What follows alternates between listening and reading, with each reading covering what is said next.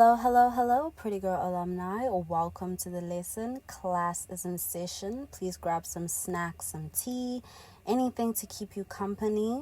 Today we're going to be talking about bitter betties and the tactics they use against exoticals, against pretty women. But I'm going to be speaking specifically from the standpoint of a dark-skinned black exotical, because that is my personal experience.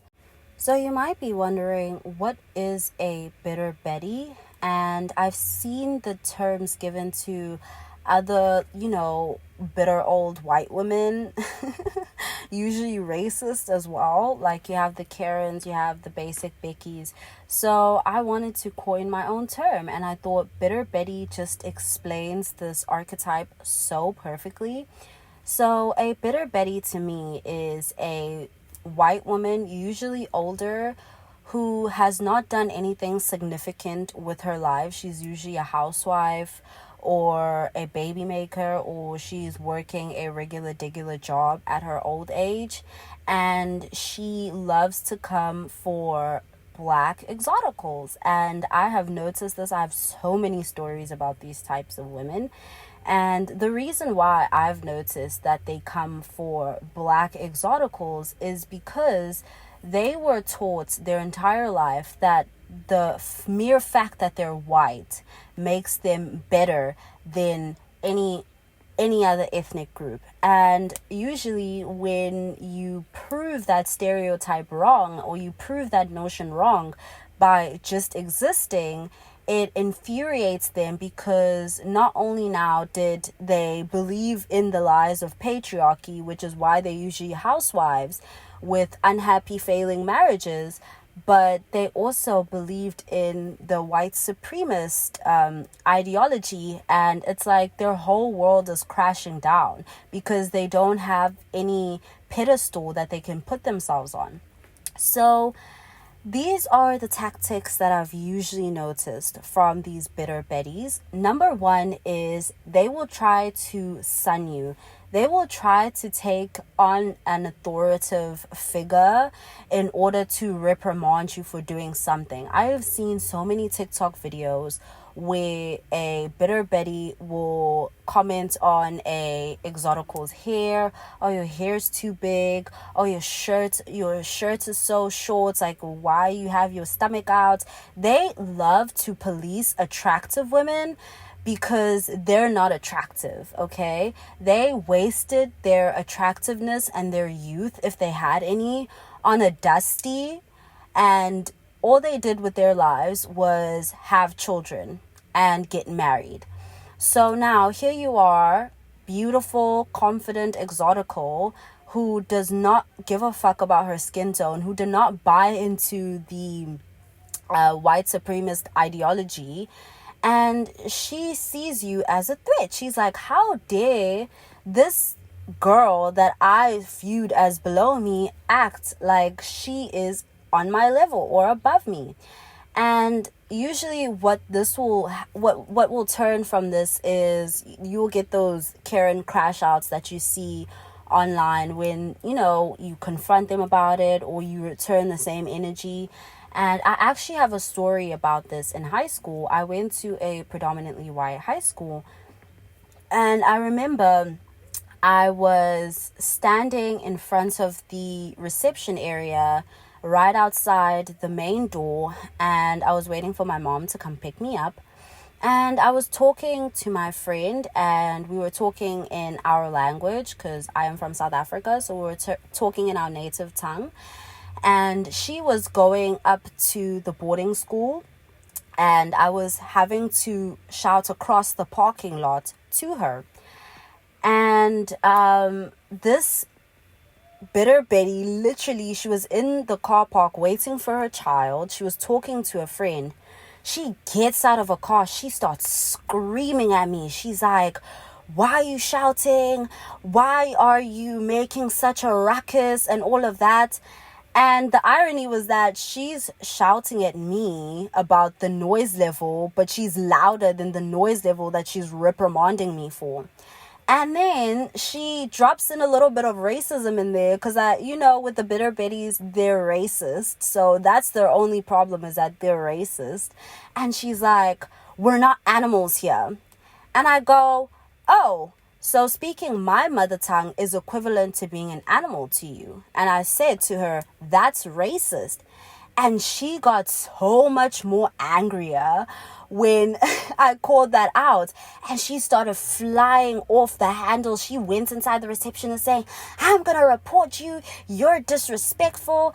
And even I remember the receptionist that was there literally looked at me and she said, oh my gosh, this lady is crazy. Please go to the head of discipline and tell your story first, because she will distort the story and try to make you look like you are the bad guy, like you are the villain.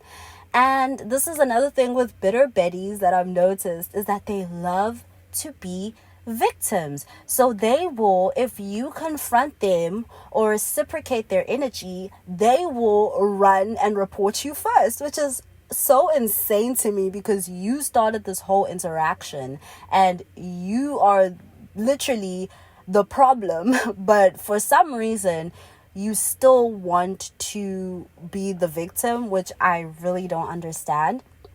But I've learned now that I need to stand 10 toes down. If I feel like I need to defend myself, I need to defend myself. But I've also noticed that I will keep it very classy, keep it very elegant. Like, I won't raise my voice. I won't, jump across the table unless like it's a physical threat. Then I will jump across that table and I will snatch her. But unless it's like not a physical threat and she's shouting, like, the best reaction I've noticed is to be unbothered and let her act crazier and embarrass herself. Because another thing that I've noticed about bitter Betties is that as crazy as they act, they also really care about their self-image and their public image. They care about how other people perceive them because they're pick-me's. So the best thing to do in this circumstance is to remain calm. Do not personalize it, because I've noticed that when I understand why people do things, I actually don't give a fuck. Like, once I realize the psychology behind a lot of people's toxicity, I feel indifferent and I feel pity for them instead of actually getting angry, because anger is a defensive emotion. I only feel angry when I feel like I need to defend myself and I need to protect my honor. When a bitter Betty is flying off the handles because of something that does not require that reaction, I know for a fact that that has nothing to do with me. So there is no reaction that I could possibly give her that would calm the situation down, nor do I give a fuck enough to calm her down. So I'm going to do what's best for me, which is protecting my peace. Another thing that these bitter Betties do is that if you're in a group with them, okay, so this is usually like the younger age groups of bitter Betties or peers, but it can be older women as well, is that they will give compliments to other ethnicities that are not black or that are not mixed with black, and they will not compliment you even if y'all are both pretty. And the reason why this is because they are racist. So they would rather give a compliment to something that has the most proximity to whiteness than actually just acknowledge that things that are outside of whiteness can be attractive as well. And this is what I'm saying. A lot of bitter Betties are pick-me's, okay? And I'm going to explain the psychology of them in a few, but I just want to get through this section of the video. So they love to make you feel like your complexion, your hair texture, just because they can't relate to it or because it's not in close proximity to whiteness, they love to make it seem like there's something wrong with it. And this is just simply based on insecurity. Insecurity breeds toxicity. I'm going to say that again. Insecurity breeds toxicity. And, I do not have any problem with other women being complimented. I do not feel any type of way. Their beauty doesn't take away from mine. But what I have noticed with these bitter Bettys is that they will make a point of it. They will do it so much so to the point that you actually recognize it. And if they do give you some sort of compliment, it will be racialized or it will be, very backhanded. So, at the end of the day, I don't even want their compliments because it's coming from a place of insecurity and a place of white supremacy, and nobody wants that. So now I'm going to move into the psychology of a bitter Betty. Why do bitter Bettys exist? Where do they come from? Child, I wish we could get rid of them, but unfortunately they're here and they're here to stay. So a bitter Betty is a white woman, usually unattractive, who built their whole identity on being a pick-me and being better than people of color. And usually what happens is that once they reach a certain age where, the midlife crisis happens, or they feel like their life is over, and they turn around, they realize, oh my God, I've wasted my life being a pick-me. I'm in a horrible marriage. I don't want to be a mother, or motherhood isn't everything that people promised me it was. So what they do, because they view men as the supreme being, they don't want to actually fix their mindset. What they want to do is they want to take it out on other women. And usually, unfortunately, for the Black Exoticals, you are the closest thing they can take it out on, especially if you're in a predominantly white neighborhood, because you highlight their flawed thinking and you become a threat to them because you highlight how much of a farce their beliefs are. And instead of confronting that prejudice and changing their mindsets, they'd rather attack you and break you down, because when people see things as a threat, they usually either fight or flight or fawn. But for this topic, I've usually noticed the fight part. They want to fight you, they want to embarrass you, they want to take you off of your pedestal that they perceive you have in society, and they want to put you in your quote-unquote place. Go back to the Black girl's place, go back to the mixed race girl's place, which is not to be attractive, which is not to be admired, which is not to be successful, not to be confident, and not to be intelligent. They hate the fact that you are an embodiment of everything they were taught to look down upon.